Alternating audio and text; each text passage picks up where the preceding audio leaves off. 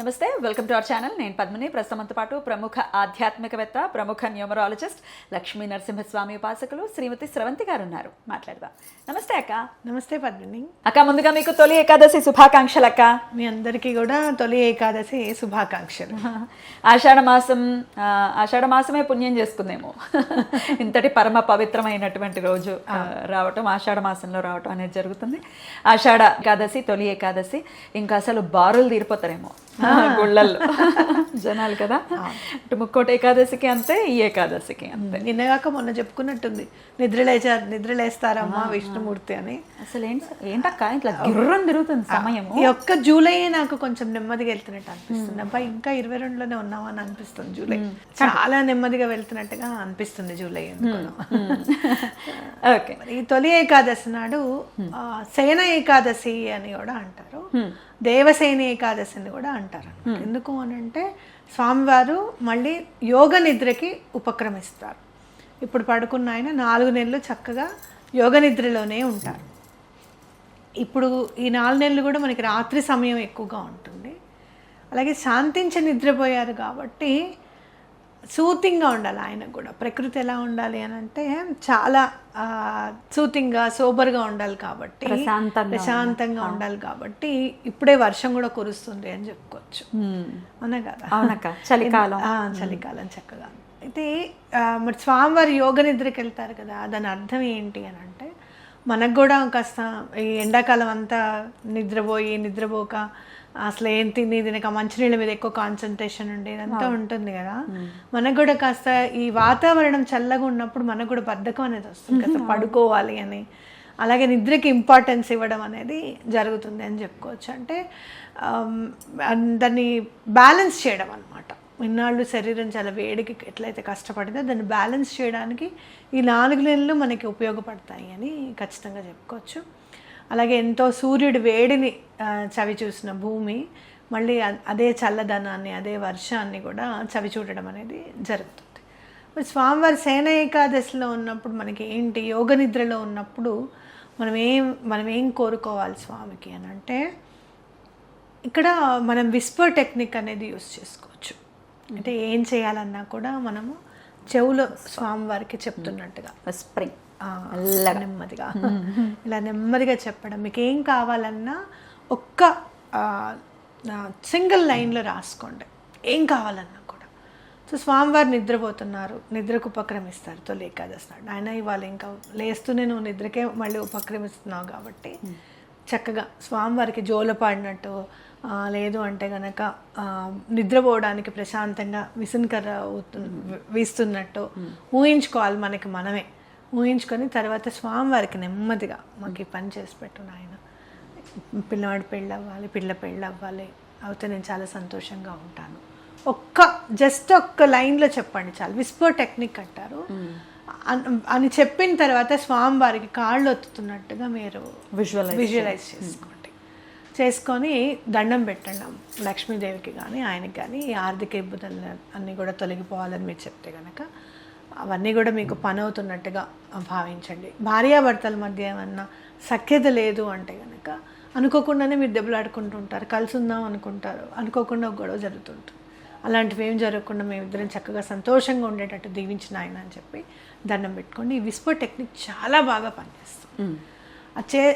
ఇది ఏకాదశి నాడు మాత్రం చేయగలుగుతాం. మనం తర్వాత చేయాలనుకుంటే కూడా చేయొచ్చు, కానీ యోగ నిద్రలో ఉన్నప్పుడు స్వామివారికి కూడా ఈ టెక్నిక్ చేయడం అనేది మనకి చాలా తొందరగా పని అవ్వడానికి అవకాశం ఉంటుంది. ఏ టైంలో చేయమంటారు దీన్ని? Any time when Ekadashi starts.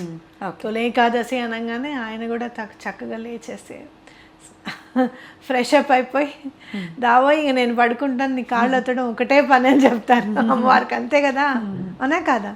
ప్రశాంతంగా యోగ నిద్రలో ఉండి మనం సంస్కరిస్తారు. ఇప్పుడు ఎవరి దగ్గరికన్నా ఒక కష్టం కోసం మనం వెళ్ళామనుకో, వాళ్ళు హడావిడిగా తిరుగుతూ చేస్తూ అన్నీ చేస్తూ ఉంటే మనకి ఏం తోచదు, వాళ్ళు ఏం చేస్తున్నారో అనేది మనకి అర్థం కాదు. కాసేపు ఒక 10 నిమిషాలు ఆగు, నన్ను ఆలోచించుకోనివ్వు, నేను ఆలోచించుకొని నీ సమస్యకి అప్పుడు నేను సాల్వ్ చేస్తాను అని కనుక ఎవరన్నా అంటే దాని మీద వాళ్ళు చాలా దృష్టి పెడుతున్నట్టు లెక్క. ఆ 10 నిమిషాల్లో మొత్తం రచించేస్తారు, మన సొల్యూషన్ ఎట్లా తీసుకురావాలి ఏంటి అనేది కూడా చెప్తారు. ఒక 10 నిమిషాలు రేపు టైం ఇస్తారా, రేపటి వరకు ఆలోచించి చెప్తాను నేను కూడా కొన్ని సందర్భాల్లో అంటారు. అంటే ఏంటంటే దాని మీద దృష్టి కేంద్రీకరించి ఆ ప్రాబ్లం ఎటువంటి పరిస్థితుల్లో సాల్వ్ అయ్యేటట్టుగా చేయడం అన్నమాట. ఇక్కడ నిజంగా భూమి పడే కష్టాలన్నీ కూడా అన్నిటినీ కూడా స్వామి క్లియర్ చేయడం జరుగుతుంది. పంచభూతాలు కూడా మేము ఇలా బాటలు పడుతున్నాం స్వామి, ఇలా ఉంది పరిస్థితి అని చెప్తే వాటిని కూడా సంరక్షించడం జరుగుతుంది. ఎవరినైనా ముందు ఏ కష్టమైనా రానివ్వు, చివరికి శివయ్య ఇచ్చిన బోలాశంకరుడు ఇచ్చిన వరం వల్ల ఇబ్బంది పడుతుంటే కూడా మళ్ళీ వచ్చి విష్ణుమూర్తి దగ్గరికే వస్తాం. ప్రాబ్లం సాల్వేషన్ చేసేది ఎవరు, ప్రాబ్లం సాల్వర్ ఎవరు అని అంటే మనకి విష్ణుమూర్తి. కాబట్టి ఈ టైంలో మనకి ఆ ప్రాబ్లం సాల్వ్ చేసుకోవడానికి అవకాశం దొరుకుతుంది అనమాట. ఓకే, సో ఖచ్చితంగా ఈ విస్పర్ టెక్నిక్ ని వినియోగించుకోవాలి చక్కగా చేసుకోవాలి. అలాగే శరీరం నుంచి వచ్చే ప్రాబ్లమ్స్ అన్ని కూడా సాల్వ్ అవ్వడానికే ఈ చాతుర్మాస దీక్ష అని చేస్తారు. ఇది వరకు పెద్దవాళ్ళు అందరూ చేసేవారట, కానీ పీఠాధిపతులు మాత్రమే కాదు, సన్యాస గృహస్థుల్లో కూడా ఇళ్లల్లో ఒక్కడు ఉంటాడు, నాకు ఇంకా సన్యాస దీక్ష, నా పిల్లల్ని అందరినీ కూడా మీరే చూసుకోండి, నేను దేశాంతరాలు తిరిగి గుళ్ళన్నీ తిరుగుతూ నేను మన ఇంటి కోసం అని చెప్పి నేను దండం పెట్టుకుంటానన్న వాళ్ళు చాతుర్మాస దీక్ష చేసేవారు. అంటే అదర్వైజ్ మామూలు గృహస్థులు, మనం మామూలు నిత్య దైనందిన జీవితంలో ఉన్నాము, మామూలు గృహస్థుగానే ఉన్నాం, చేయకూడదా? చేయకూడదు. సన్యాసం తీసుకున్న వాళ్ళు మాత్రమే చాతుర్మాస దీక్ష తీసుకోవాలని నాకు తెలుసు. మరి పవన్ కళ్యాణ్ చేశారు అని విన్నాం కదా, ఇంట్రెస్ట్. ఇప్పుడు ఒకటి ఎవరైనా కూడా ఇది వీళ్ళే చెయ్యాలి అని సనాతన ధర్మం ఎప్పుడు కూడా స్టాంప్ వేసి వదలలేదు. వీళ్ళు చెయ్యండి అని చెప్తుంది కానీ వీళ్ళే చెయ్యాలి అని చెప్పదు.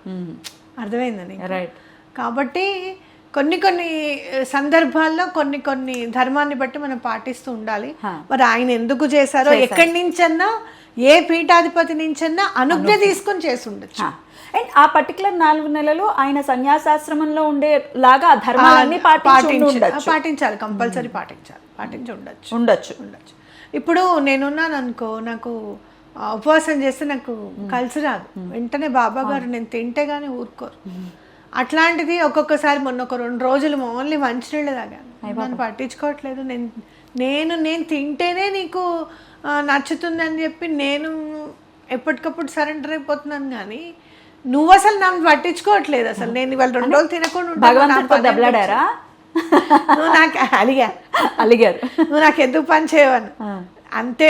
2వ రోజు నేను అనుకున్న పని అయిపోయింది, లేపో నడువు తిను, పని అయిపోయిందని ఫోన్ వచ్చిన తర్వాత అప్పుడు నోరు మూసుకొని అన్నం పెట్టుకొని తిన్నా. నాకు ఆకలిస్తుంది, అన్నం వండండి అని.